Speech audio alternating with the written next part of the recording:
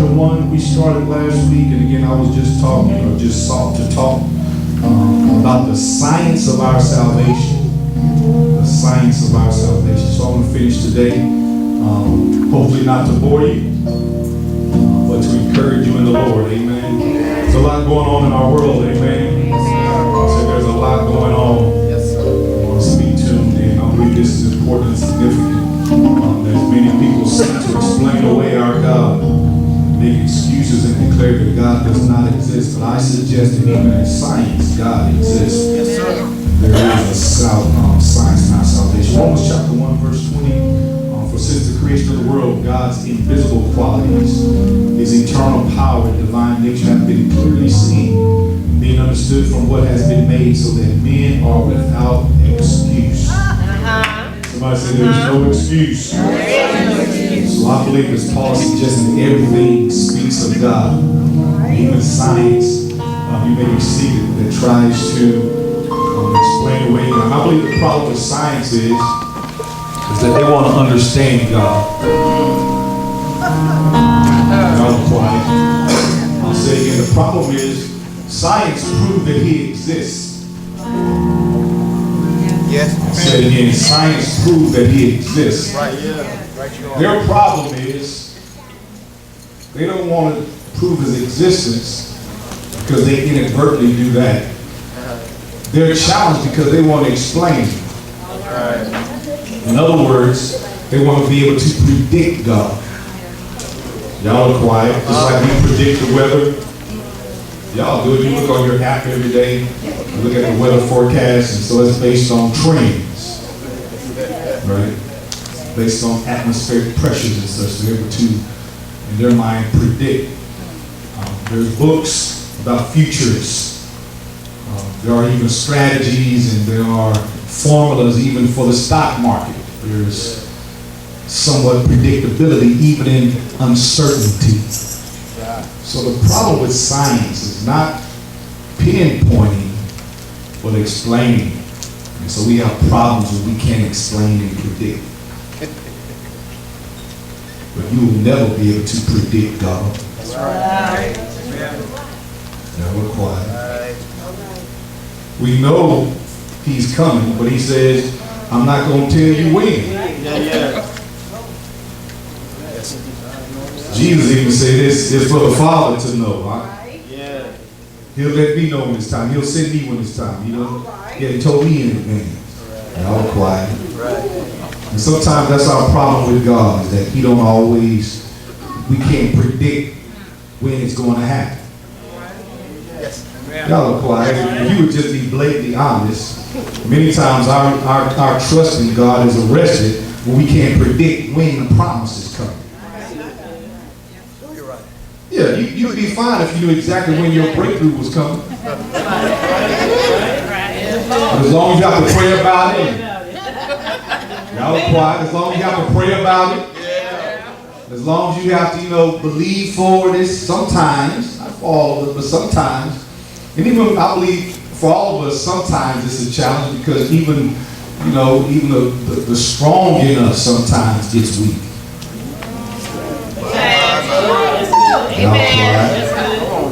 Oh, I know you can look like it, but no one stays on a mountain all the time. Yeah, sometimes a preacher needs prayer. Sometimes a preacher needs to be preached to. Yes. Right. And so I'll be brief. 9 people are already asleep. But for these past 21 days, I sought to bring impartation just from part of time that I spent with the Lord, and wanted to bless this house and bless you as God's people. So I invited you to participate in that time, in this time. And so again, I say thank you. Again, I believe our theme for the year of truth that transform. I suggest this year that God desires to move us from being marginal to being mature. Are you hearing me? I'll say God wants to move us from being marginal to being mature. And so, how many people have been in church for a little while? I mean a little while. I mean just at least a little while. I mean, just, at least a few years. Anybody meet that criteria? Been in the church, been in the Lord for a few years? Huh? And so God, as I pastored and have pastored now this church 19 years, I've been in ministry for 27 years. I've seen a lot of marginal Christians. Wow. I'm not picking on anyone. I'm just stating an observation of it, but Yes. I've seen a lot of believers and Christians just acquiesce to complacency. And I'm learning it's because of what I just suggested about science. That we can't predict God. And when we can't always figure out what he's doing, and not just what he's doing, but when he's going to do it, sometimes it causes us to just kind of check out. I mean, think about it. If there's no test, you're really not motivated to listen in class. Right? I mean, if I'm not going to be, y'all quiet. My 8th graders ask me all the time, Mr. McGrew, are we going to have a test on this?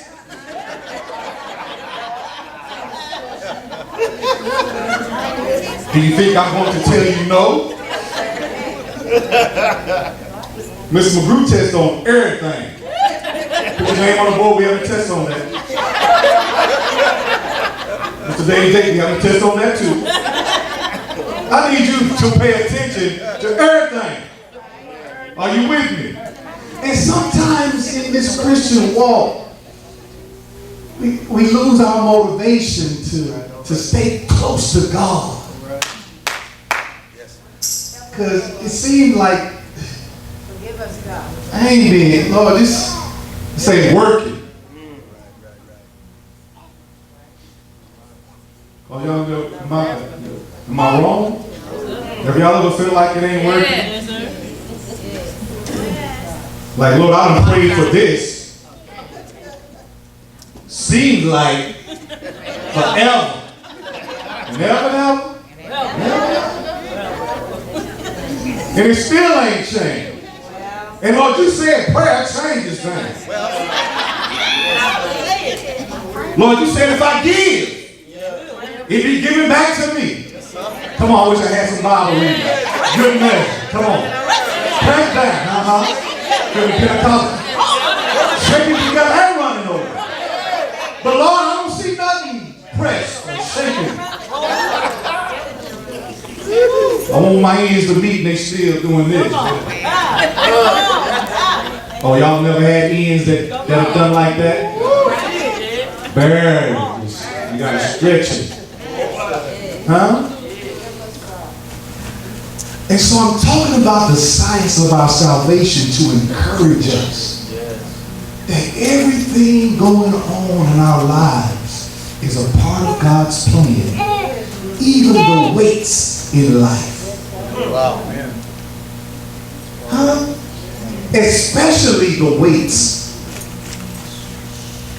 I'm not talking about the weights. I'm talking about the weights.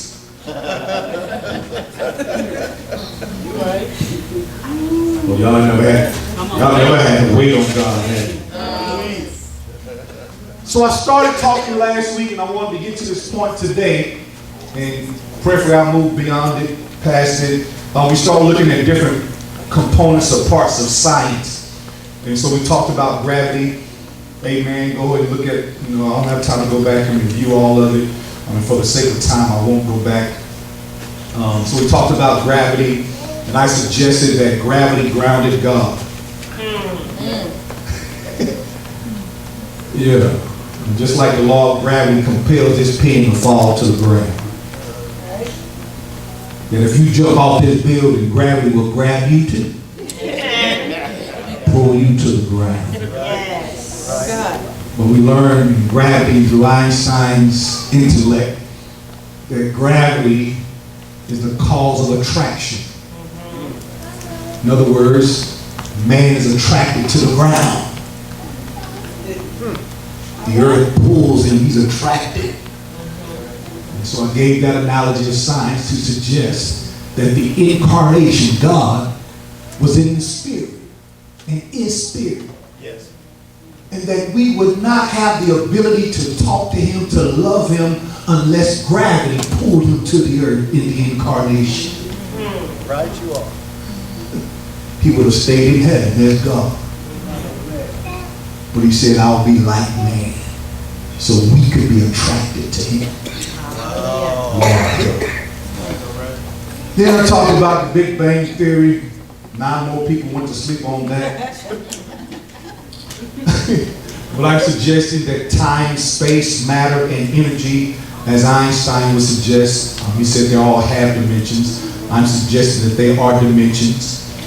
From Ephesians 3:18, Ephesians 3:18, that all things were created by God, for God, and through God. Yes. Amen.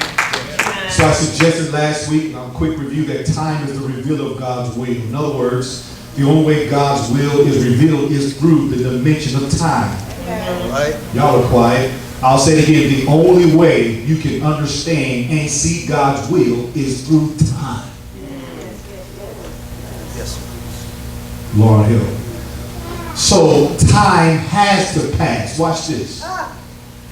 Time has to pass for you to see him. You're right.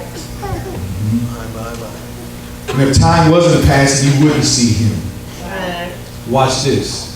And sometimes, I'm going to point this out today, and I'll talk about it at Mount 10, I'm just going to brief through it today. But sometimes he will delay you so you can see him better. All right. Time is the reveal of God's will. I'm using Einstein's dimensions. 2, space measures the proximity of God's will. Space measures the proximity of God's will. In other words, he uses space, events in our lives, so we can determine where we are in his will. All right. In other words, you wouldn't know where you were in this world unless there was space. Or I equate space to obedience. In other words, when I obey God, he'll highlight something so I can see where I am in relation to his will. Yeah. Hallelujah. Ooh, that's good. Yeah. I'll say it again. Every time I am obedient, because obedience is matter, he reveals where I am in accordance to his will. Well. Hallelujah. Yes. People who don't know about God's plan for their lives are disobedient. You're right. Let me help you. The children of Israel wandered in the wilderness for 40 years because they were disobedient. You lose your place. You lose space. You get lost. You become unaware of your surroundings in disobedience. All right. Obedience helps you to track where you are in relation to him and his will. Come on. Good. Come on. Hallelujah. Yeah. I'm quiet. I know science. Yeah. You should have joined STEM growing up. Matter, watch this, is movement towards God's will. Matter. In other words, there are circumstances, situations, and events, watch this, that move. In other words, matter is always moving. Yes. Uh-huh. Right.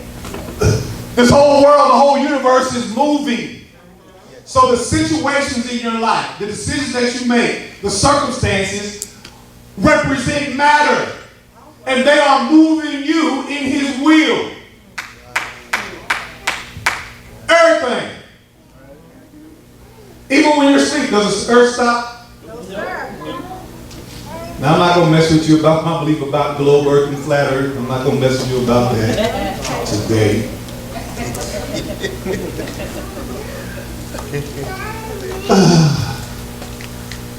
And last but not least, energy. Energy is a facilitator of God's will. It's the Holy Spirit. That's good. Energy facilitates God's will. In other words, the way God gets his will done is by the Holy Spirit. Yes. and he is always energetic.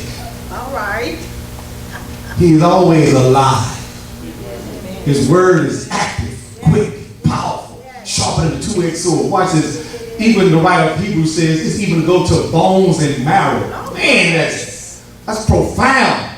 That the word is able to work on my bones and my joints. Yes. The Holy Spirit is able to penetrate. Watch this, my heart. Yes. God gets his will done through energy. Yes. Science calls it energy, but it's the Holy Spirit that is at work in all things. All right. Man. Yeah. Right? Yeah. So let me hurry.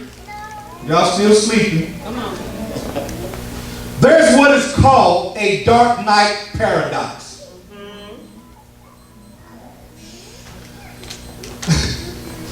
Light, watch this, light decreases fourfold with the doubling of distance.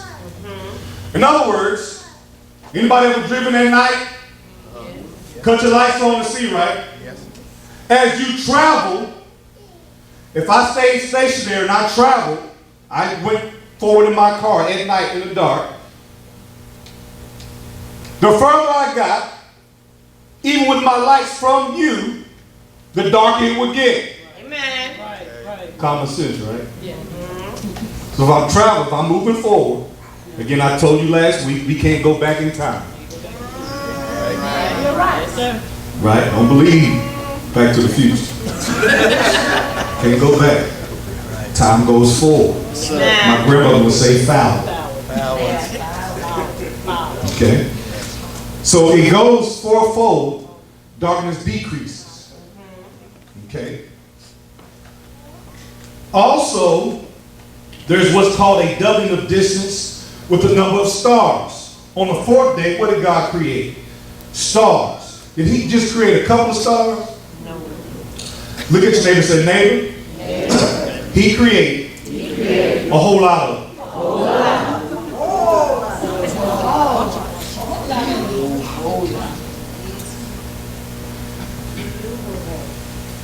Because he created all the stars that there are, there is really essentially no reason there should be darkness.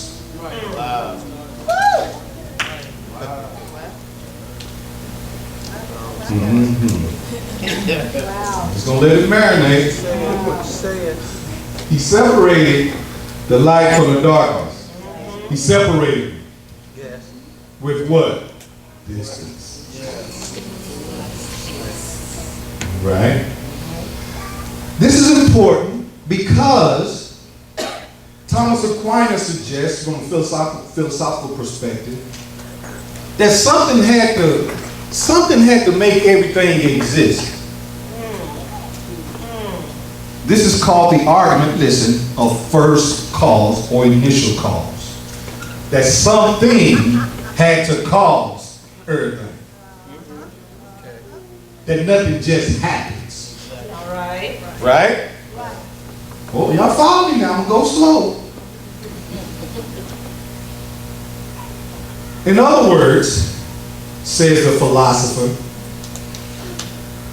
this reason, or what we call the principle of sufficient reason, is natural, it's intuitive, it's common sense. What is that? That if something happened, something had to cause it to happen. Because nothing just happens. All right. Are we still on the same page? Yes, sir. All right, let's proceed. So therefore, the whole universe is a vast interlocking change of things that come into existence, but each of these must have a cause. Okay. So everything that happens must have a cause. Here's the conclusion. Without that rationale, every chain upheld by the link is upheld by something, because it cannot be upheld by nothing. Okay. If we conclude, first of all, that everything happens by what? A cause. Therefore, to conclude that something happens or something is sustained by nothing has to be an absurdity.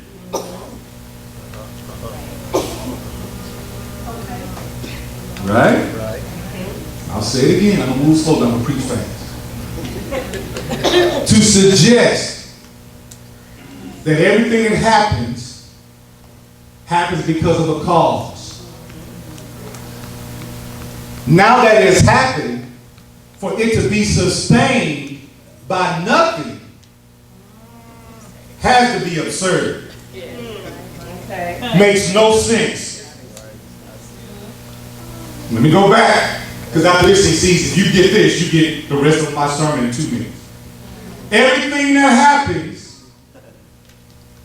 because something caused it to happen. Ergo, if it exists, to suggest or conclude that it is sustained by nothing is absurd. Crazy. Lunacy, even buffoonery.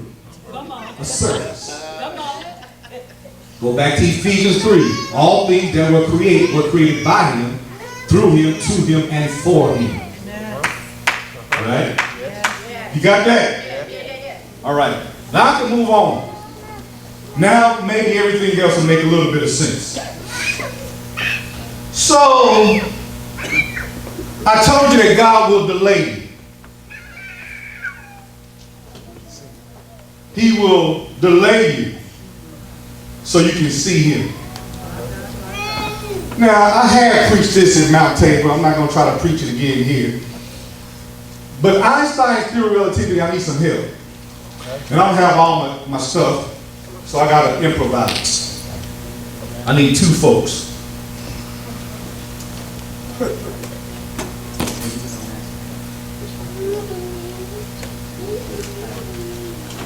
So this is Einstein's theory of relativity. He suggests that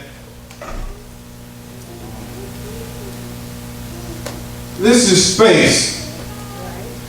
And I told you that what brought God to this space? Gravity, incarnation. He uses a bowling ball. I don't have a bowling ball today. I'm using this golf ball. Okay. And he uses baseball in his model. I'm using ball. But they're small, they represent big. So he says, trips me out, but it's true. Have you ever been in a meeting or somewhere and said, man, I wish it would hurry up and get over? And you looked at the clock, and then you looked at the clock again, and it seemed like the more you looked at the clock, the slower time ticked. It seemed like it would never, right? Einstein said this is a phenomenon called the curvature of space-time. All right. He says that time curves or is dilated. In other words, he says this happens. When God is involved, it's much more dramatic with a bowling ball. You see this down here? This curve, this bend? He says that's time bending. He says this bending of time, he says it doesn't really happen, but it seems like it happens. He says this bend or dilation of time causes time to seemingly slow down. All right. It only happens though when the ball is introduced. See that? Do you see a hump right there now? It ain't, y'all stretch it. Yeah. Do you see it now? Ain't supposed to, ain't no ball. But when I introduce the ball, now there's a little booty right there, right? Right? Little booty is what Trump would have called it. Little booty. So that's time, he says, dilating, seemingly to stand still, or curving. He says, then watch this, when a smaller ball is introduced, doesn't matter where you are. north, south, east, and west, it rolls toward the larger ball. Yes. Yes. The larger ball is God. The smaller ball, being made in his image and likeness, is man. The theory suggests when God is introduced into time, matter, and space, time seemingly slows down. Hallelujah. But it only seems like it. But time is not slowing down, he's shrinking space. When space shrinks, it seems like it throws off time. Time maybe seems to slow down, but the distance shrinks between me and God. Y'all understand? Let me preach this for a second. So what happens, the stories of Lazarus. Remember Lazarus? The Bible says he's sick. He gets sick and he dies. His sisters go tell Jesus, hey, you need to come sit by our brother. Homeboy's sick. The Bible says Jesus stays where he was. Right. Yes, sir. 2 days. Yes, sir. Now I know Jesus was a Jew, but he operated on another time. Y'all know what it is. He stays where he was 2 more days. Now holler at your boy. You know what time he was on. 2 days? Now what's interesting is the text says, Jesus, the one you love, is sick. Or actually the text better says, Jesus, the one that loves you, is sick. Or the one that had loved you, the one you spent, because the enemy mentioned the one you had spent dinner with, the one you spent time with, is sick. So it seems like that his love for Jesus qualifies him for expedited service. And some of us are up in here thinking that we're qualified for rush service. Come on. But he stays where he was 2 more days. Why? Because he started looking at the clock. And he looked at his love. But then Jesus looked at his love as well. He said because the text says, and Jesus loved him, or the one you love, or the one that loves you, the one you spend time with, is sick. Jesus looks at him and says, oh, the one that has a common interest with me is sick? Not the one that agapeo me, the one that has a common interest. So Jesus says, okay, what I'm going to do, I'm going to stay where I am for a couple more days and I'm going to hang out right here. Why? Because delays allow, watch this, and I said this in Mount Tabor, the delays of God allow the natural and the common to die off. Jesus and God are not compelled by our feelings. Uh-oh. That's right. I told you, in kingdom, we operate on spiritual principles and laws, not feelings. Right. The problem is that we got so used to church. I'm going to say this and mess you up. One of the metaphors that the Apostle Paul uses for the church is a bride, which is a woman. And the church can be so emotional. The church can get so caught up in her feelings. The church can get so caught up in how I'm feeling right now that we forget that God has a plan and a purpose that's bigger than how we feel.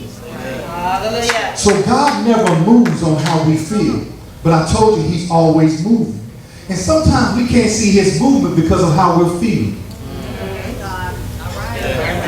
I'll say it again. Sometimes we can't see God moving because of how we feel.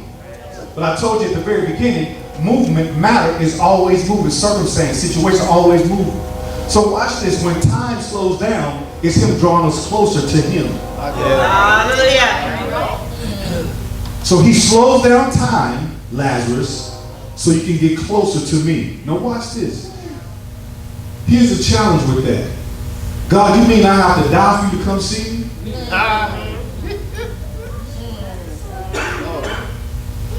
That would be a problem if he wasn't the resurrection and the life. You've got to realize who's making you wait. Come on. See, if he never said, I am the resurrection and the life, then waiting 2 more days is problematic. Right. But because I am light, it doesn't matter how long it takes. When I get there, my purpose and my plans, watch this, are not based on your timetable. Woo, I'm helping somebody if you listen. Because some of us, as he said, some of us believe that he forgot about us. He didn't. He delayed you to get closer to you. Uh-oh, let me go back. He delayed you so you would get closer to him.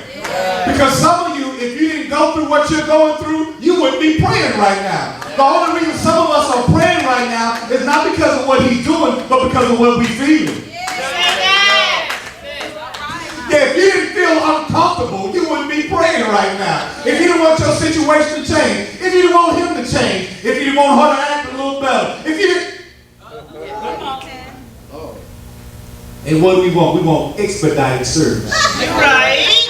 Lord, I want you to fix him now. Lord, I want you to fix her now. I want you to heal right now. Lord, I want you to bring my money now. What? I want expedited service. Y'all are quiet. Y'all are quiet. And he says, I'll wait. So when all the emotions and feelings are gone, you'll love me for me. Yes, God. Yes, God. And not love it. Right. More than that. Right. Because watch this. Until it dies, it always has the potential of you loving it more than him. Woo. Yes. Yes. Y'all missed it. Lazarus is now dead. He has to be the priority.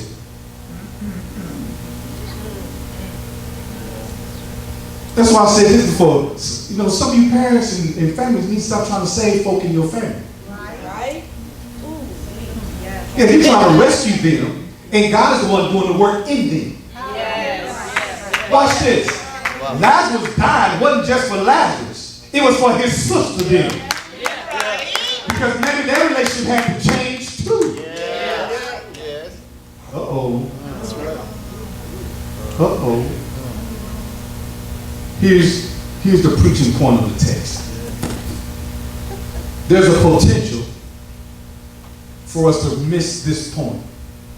The Bible says in the grammar, it's called an imperfect verb. I was loving Lazarus before he got sick. In other words, I had a plan for Lazarus before he got sick and died. Yeah. Y'all missed it. Yeah. In other words, my plan for Lazarus goes beyond what Lazarus is going through. Sometimes we can't see God's plan for us because of what we're going through. But watch this. Watch this. Before you lost your job, he already had a plan of prosperity. You're the one who tripped out on the lost job. Yeah. Mary and Martha are the ones that tripped out on the death. But he said, I had a plan for Lazarus before he died. That's right. Amen. Yeah. And it didn't include, watch this, him dying of that sickness. Wow. Lord have mercy.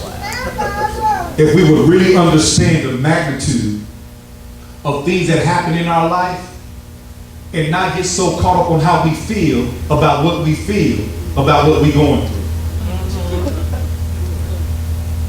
See, our problem is the way we feel about what we're going through. Y'all real quiet. You're right. You're real quiet. But it's preaching. So much so to watch this. Doctors realize some of us, you know, I was at the dentist a while back. And I said, hey, I'm going to tell you now, I don't like pain. None. And if this is going to hurt, I'll continue just brushing my teeth. She said, Mr. McGrew, I want to make sure that you are comfortable and that there's I will give you extra. I will give you extra to make sure that you don't have any discomfort. Y'all quiet. Even the medical professions realize that if I can numb the pain, he'll go through anything. You're right. And some of us just want the pain numb. But watch as God says, if you can just deal with the hurt of the loss, if you can just deal with the pain of it, the pain is not unto death. The pain is just it. It's just pain. And I get it. It hurts. How many people know it hurts? Some things we go, it just hurts. Hey, our heart hurt. We just, if you ever had a broken heart because of distrust or abuse, bankruptcy, it all hurts. The loss of it all hurts. But the pain is not indicative of the promise. Okay. The devil makes us believe because it hurts, it's the devil.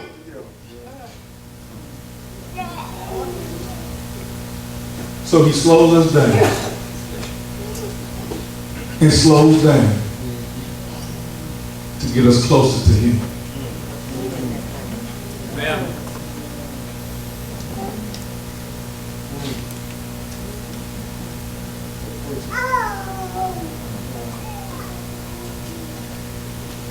I'm going to help you with this maybe. And I'm closing in my last 2 minutes. In this thing called curvature of space-time, Einstein also suggests that as we are living our lives or living out our lives, that we are on these paths called geodesics. So we don't see these paths. But he suggests like atoms are flowing and moving around, and matter is moving around, and energy is moving around. He says and suggests we don't realize it, but we are on a straight path. That God has a plan. He didn't say God. I'm saying that God has a plan and a will for our lives. And it's geodesics. It's an outlined path. It's a destined path. Now watch this, what he says about geodesics. He says that if pressure is applied on the object, it gets off the path.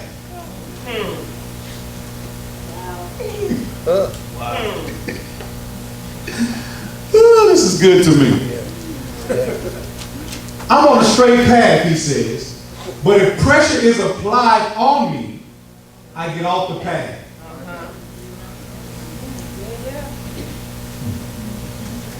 Excuse me, it's preaching to the country boy. John says this on the Isle of Patmos as he's been banged. He has a revelation of God, and he says that God says, I stand at the door and knock. If any man will open up, I will come in and sup with him and he with me. Why does he say that? Because he realizes that if God applies or makes us do his will, we get off the path. Wow. That's why I said last week, time is the only thing that we trip out on time. And he's not tripping that you in the wilderness. Y'all missed it. That was good. Why is he not tripping? Because it says in 40 years, they'll be back. Wow. Yeah, let's go. I told you last week, his will is salvation. And it will come to pass. Watch this. He wants you to live your 10 living for him. But if you choose to wander for 40 of those 10, he'll let you. He said, because at the end of it, you will give me glory. And watch this. Y'all really missed this point. Every knee shall bow. Every tongue will confess. So my desire is for you to do that every day and live for me. But watch this. I'm not going to make it. You on a path. Matter. Everything in your life is moving you toward me. I'm not going to make you serve me. I'm not going to make you give. I'm not going to make you love. But watch this. If you will be observant, be open, everything around you, I'm moving you toward me. I need to slow you down to recognize who I am. Paul says in Romans, even the wind, the stars speak of me. Everything in your life is speaking of me, trying to get you closer to me. You can be hard-headed, but what I'm not going to do is make you serve me. I will let time whoop you.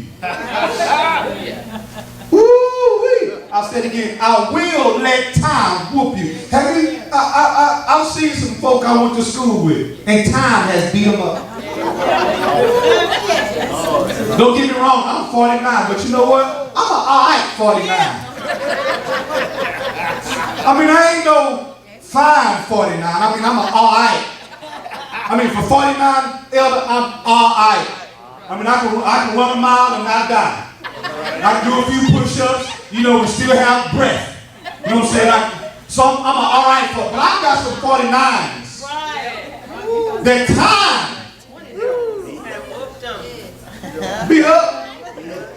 And watch this. God says, as it relates to this whole thing about science, I'm in your life working, massaging you, bring you to, and watch this. You're doing better than you think. Yes, Lord. Stop letting your situations and the pain speak more than what it is. It's just pain. You have to endure it. Endure harshness as a soldier. He even said, in this life you will have trouble.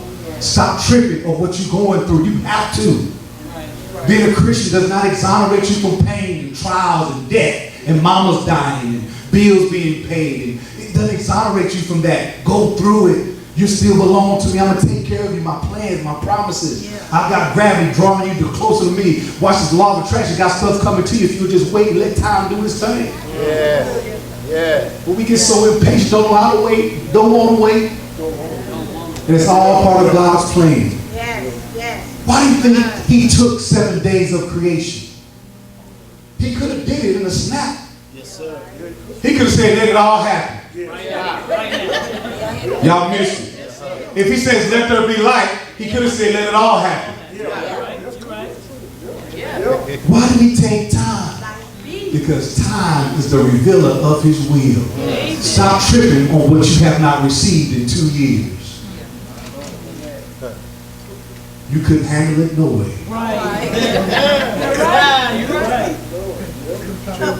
Watch this. I'm going to put Bob on. I'm done. Let patience have its perfect work. You're right. Perfect does not mean what God said. It means complete. In other words, let time complete you. Let time complete the person you praying for that you want to change overnight. Just like you didn't change overnight. Come on. Yeah, you've only been better for a week. I mean, you just stopped using profanity. You want the one you've been with for 30 years to change overnight. It's only been 30 minutes for some of you all. Why are you still tripping over time? Say that. Yeah. Oh, because God ain't did it overnight for him that it can't be done. It can't. Chill out. Keep praying. Keep persevering. Watch this. Pray for strength to endure. Well, I thought prayer changed. No, prayer changes people. It's changing you. All right. You thought prayer was you praying to change that person. No, prayer was to change you while you praying for that person. Amen. That's good. And you praying for their deliverance, and as you're praying, God is delivering you. That's good. Thank you, Lord. Good. Thank you, God. Now stand up. Walk through.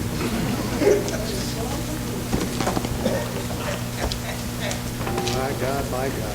I took 2 extra minutes. I had a question. All right. Check. There it is. All right, you said that God's will is salvation, and we believe God's will to be sovereign, right? Yes. Okay. So how is that, if God's will is salvation and his will is sovereign, how is that different from inclusionism?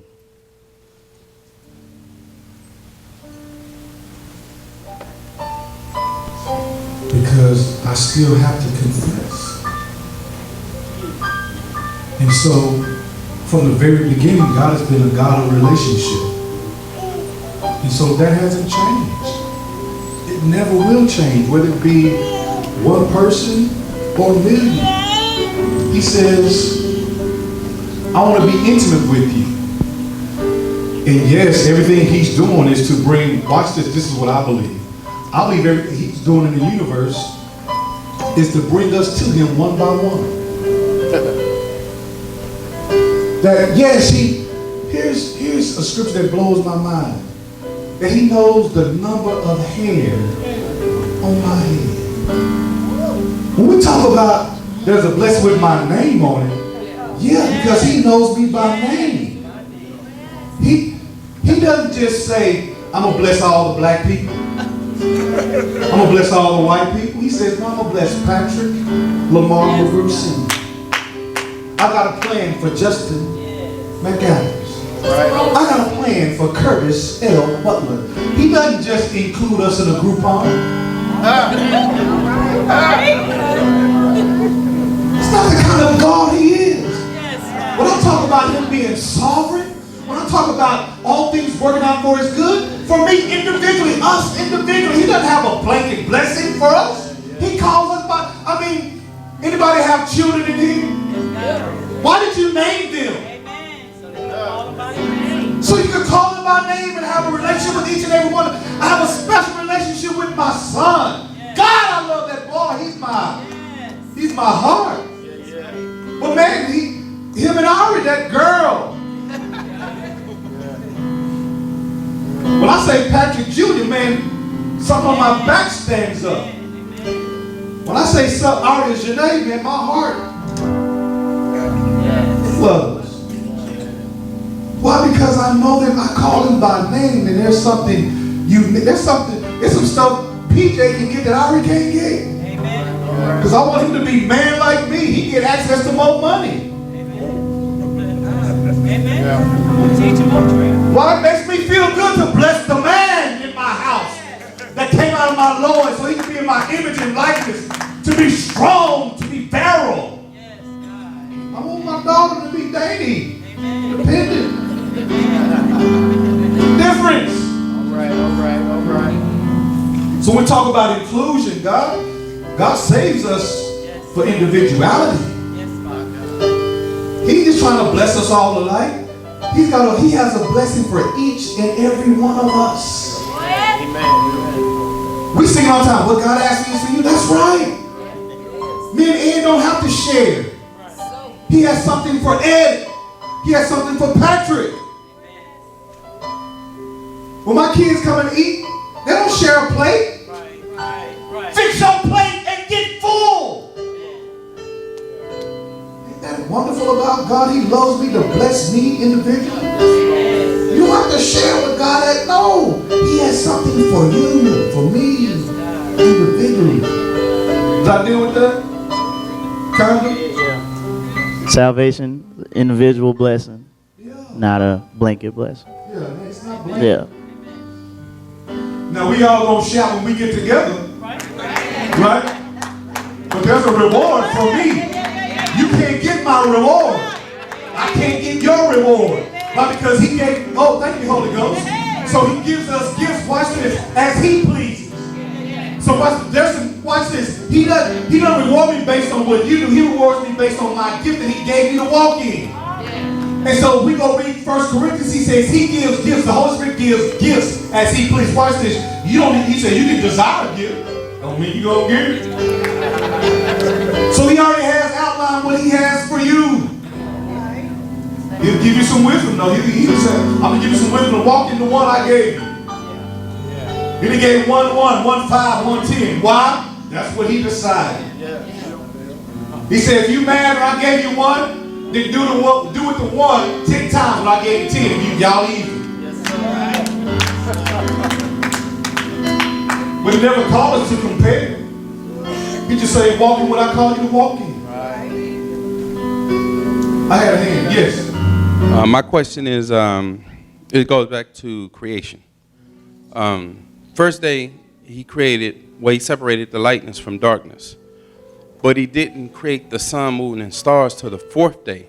Can you explain to me what light he was talking about? That's a whole other sermon. But he is light. He is understanding.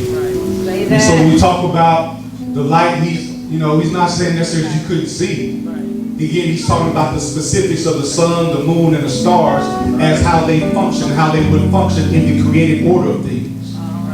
So he is, because I just fail to believe when he talks about and the earth was null and void and darkness covered the earth. I believe and suggest when I go and look and study the Hebrew language, again, that the darkness spoke of nothingness, not necessarily the absence of light. There were no sun, moon, and stars, which there was no light, but hadn't been created yet. But he was there. Right. So I don't think he was going around like this, like I can't see. There was no form of void. There was no purpose until he said, okay, now it's time for me to create things.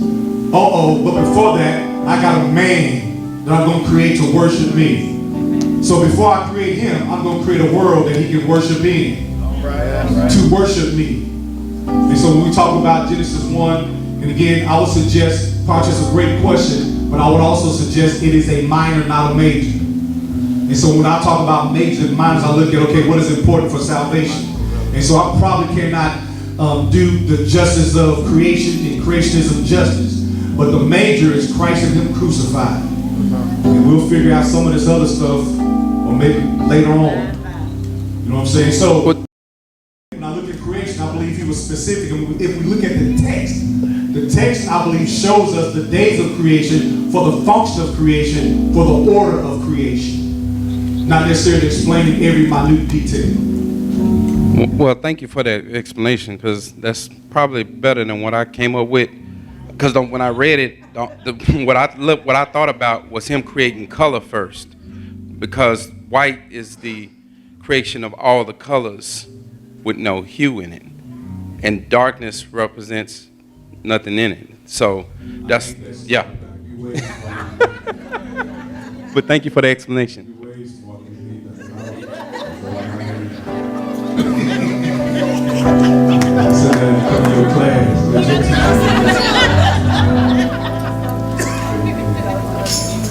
What else? Yes. So when you mentioned the theory of relativity, because let me say this also too. This is my understanding. I know you have some scientists, folk that are real smart. No, not me. Explain. This is my understanding as I relate to theology, relate to God. Right, and your description was to help us to understand how that applies to science, right? And so when we talk about God being the gravity that brought him here, then when he was serving or walking with Adam, that was before Christ, but it was still him. And so is it the same comparison as like maybe the burning bush, or however other signs and ways that God used for Adam to understand what he was saying, even though he was still spirit? I would say so. So I would suggest yes. Because when we look from a theological perspective, what we have what theologians call are prototypes or typologies.